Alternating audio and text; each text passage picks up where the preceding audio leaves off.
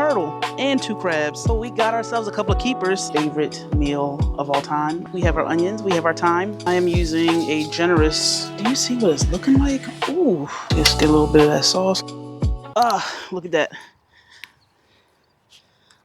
Hey, what's going on, you guys? It's your outdoor homegirl, Chris. It was such a beautiful day that I had to come out here. I'm in the Back Bay areas of New Jersey. This is Bass River here in New Gretna. So I thought this would be a great day to go crabbing. High tide was in the early evening, so that's perfect for me.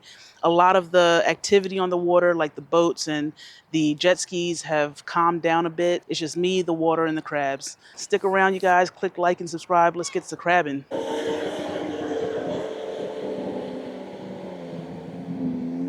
Now, this is my first crabbing trip of 2026, so I'm a little rusty, and I realized that I forgot a few things. I forgot my gloves. I forgot my bait, you guys. I don't know how that happened. So I had to stop at a bait and tackle store and pick up some bunker. So I don't really like bunker, but it was what was available, so that's what we had to go with. Let's check one of these crab traps.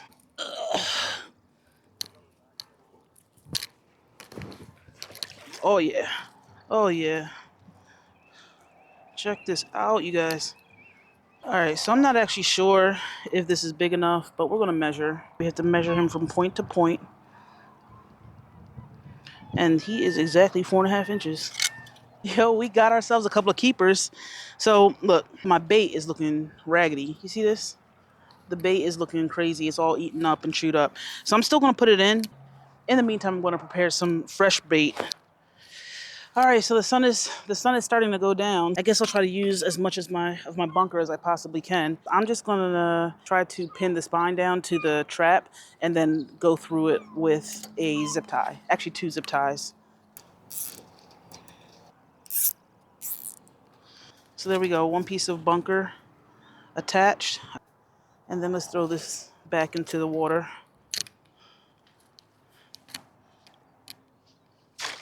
All right, let's see if this one got anything going on.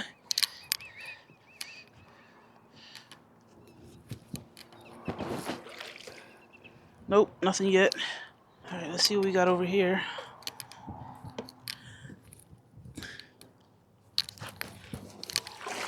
Oh, there we go. There we go. He was a little bit short, so we're gonna let him go. This little guy right here. Too small to keep. Let's check him out. I'm pretty sure he's too small anyway. Yep, 4 inches.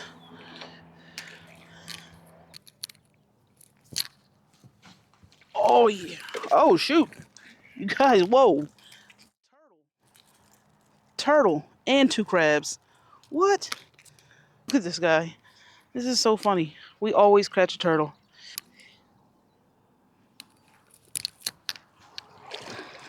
There we go. This guy's a keeper. I can tell. Well, let's go ahead and measure him anyway. About 4 3/4. You are good to go.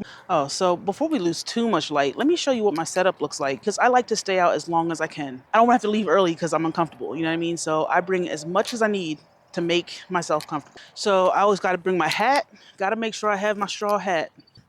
My straw hat keeps the sun off me, so I always make sure to have my straw hat with me. Always make sure to have my net. I use crab traps, but between the times of actually like pulling the crab traps, I like to go ahead and try the chicken on a line, chicken on a string method, because that's always fun. I always got to bring my bag full with lunch. Okay. Sometimes I bring my lunch, but most times I like to buy my lunch wherever it is that I'm visiting, because I don't know. I guess I just feel like if I'm visiting this place and I'm fishing and spending time here, I like to try to contribute in my very small way to the economy. So I always like to buy my lunch at some local restaurant or sandwich shop or something like that. My big jug of water. This one holds 5 gallons of water, and I always bring this because I can wash my hands after touching the water, the fish, the crabs, all of this stuff. Your hands are getting dirty, so I like to wash them. That's it. Of course, I bring paper towels. I have zip ties so I can zip tie my bait. Always got to bring my speaker so I can have my tunes. And bug repellent. Gotta have that, because those green heads that are out here, they bite and they hurt. I also bring a poncho in case it rains. I bring a headlamp in case it gets dark. I have to bring my chair. I bring 2 buckets, my tongs, my ruler.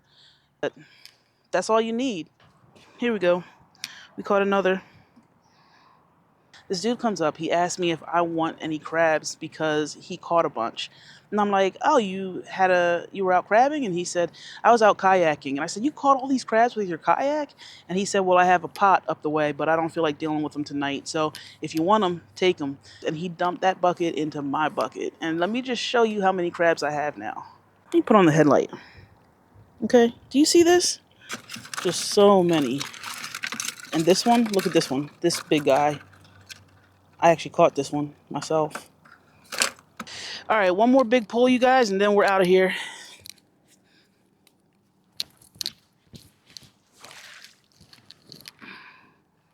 Nothing there. Feels heavy. Oh, one more. All right, y'all, so it's the next day. I'm about to dispatch the rest of the crabs and make a Trinidadian curry crab for dinner. This is my favorite meal of all time. Also, I'm gonna use a few items from my garden. So we're gonna have fresh caught curry crabs made with fresh herbs from the garden. It's gonna be awesome.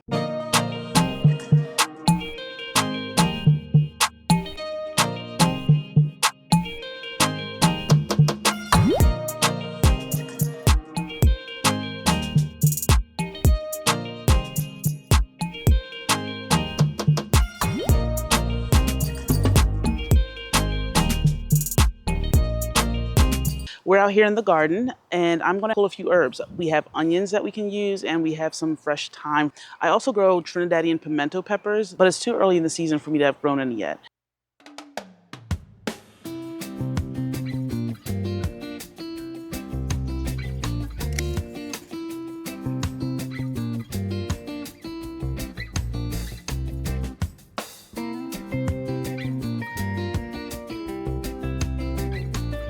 All right, so this is my little onion patch that I planted last year. I heard that when they start kind of bending over, that's when they're ready to pull. I never grew onions before, so I really don't know when the harvest time is, but I do know that they're ready. We have what we need. We have our onions, we have our thyme. We're ready to go to make a flavorful curry. But look, we're just about to go in. Check out these snow peas, you guys. These purple snow peas I grew, and I just love the way they look. I'm not putting them in the recipe. I just wanted to show you guys. All right, so we're back inside with our crabs. I added the rest of the crabs that I cleaned. We have about 20 crabs all together. So now we're going to season them. I am using a generous seasoning of, I'm using a generous crab seasoning. That's what I'm doing. And I'm also using some minced garlic. I'm of the mindset that there's no such thing as too much garlic. So this is a good amount. And before we mix this up, I'm just going to add a little bit of oil to help move this throughout the crabs. I'm using a little bit of avocado oil. And you don't even really need the oil. You could just mix this up. And then what I like to do is I'll find some of the seasoning and just get it inside the body. We want this well seasoned. I'm also using some of this thyme that we picked.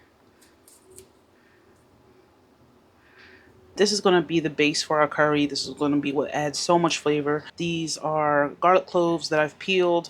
This is the thyme that we just picked from the garden.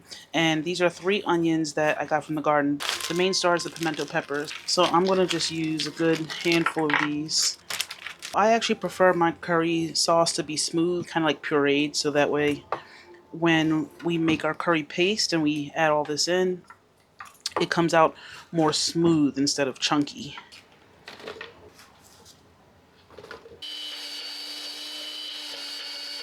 I'm just adding some oil. Now I'm going to go in with some of our herbs. I'm going to let this cook just a little bit. It's going to cook out that water. We want this to be concentrated down to just the herbs. Alright, so I already have my curry blend made up over here. I'm actually going to add a little bit more curry to this. So this is the brand I'm using called Lala's. This is a little bit of Amchar masala. And this is what roasted jeera looks like. Alright, now I can tell that the water has cooked out of this because we can see it's gotten a little bit grainy. So we can now add in some of our curry powder.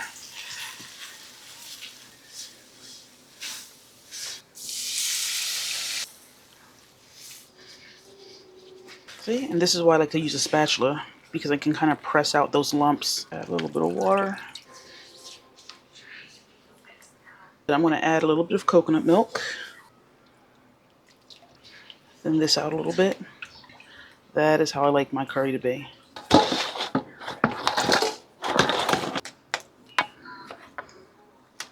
And I want to just get these crabs nice and coated. Alright, so now I turn the heat on high. I just want to start getting this to a boil. I want to see some bubbles. Alright, y'all, we got some bubbles. So I'm going to go ahead and cover this down. Turn this down to about a medium. And let this go. 8 to 10 minutes. Yo, I just want to give y'all a sneak peek. We're about 5 minutes in. Do you see what it's looking like? Ooh. Alright, notice how I didn't add any salt to the pot. That's because we salted our crabs generously in the beginning. That is how we get such a delicious sauce. The sauce will take on that salty crab flavor. And even when the crab is done, you could just put that sauce on top of rice and it would be delicious. Look at this. Ooh. Ooh-wee. Crabs are done exactly the way we want. And then the last thing I do is add a little garnish. Add a little green to it. You can go in with cilantro. I really like to go in with cilantro. But I'm not adding any of that today because I'm going to be sharing some of this with my mom. And I know that she doesn't care for that flavor. So I'm just adding in those scallions. Let's go ahead and get these plated up. Get a little bit of that sauce on here. A bed of rice, curry crabs, plenty more to share. But this is delicious. If you make this and you manage to have some left over for the next day, it's going to be even better. The flavors are just going to sink in even deeper into that meat. Oh, it's so good. I'm going to go ahead and finish off the rest of this meal. I worked real hard for it. Now I'm going to just go ahead and enjoy it.